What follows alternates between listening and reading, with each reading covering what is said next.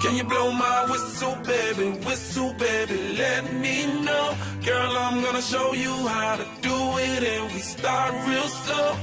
You just put your... All right. Hey, Lauren, congratulations on making it into the Beehive Hall of Fame. I can't think of anyone who's more deserving. I mean, I swear, you've played literally every single sport to try and find what you like.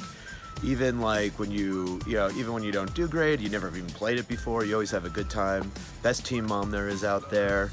You know, congratulations, Paisana. Love you, girl. Hey, Beehive. Here, stuck in LAX. This is Coleman from Portland. I have a few words to say about Lauren. I had a whole speech written, but left it. I was put on Lauren's team in kickball after a bad breakup where my ex got all of our friends. It was a team of misfits, and we were terrible.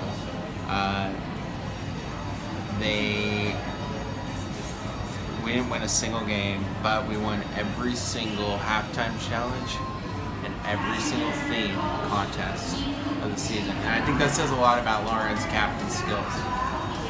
But anyways, congrats on your induction into the Beehive Hall of Fame. Miss you. Thanks for everything.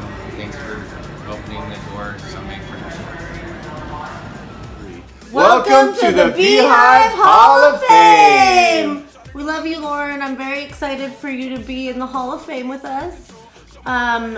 Ryan would like to tell a story about the first time he met you. Yeah, so the first time I ever met Lauren, it was at Beehive. It was the first sport that I ever played was flag football on running with scissors. We started practicing, and Lauren had a beer in one hand and another device in the other hand. And she said, "Which one of these should I put down?" Both of them, Lauren. Both of them. You need both hands to catch, Lauren. I love you. I love I'm you, so Tom. excited.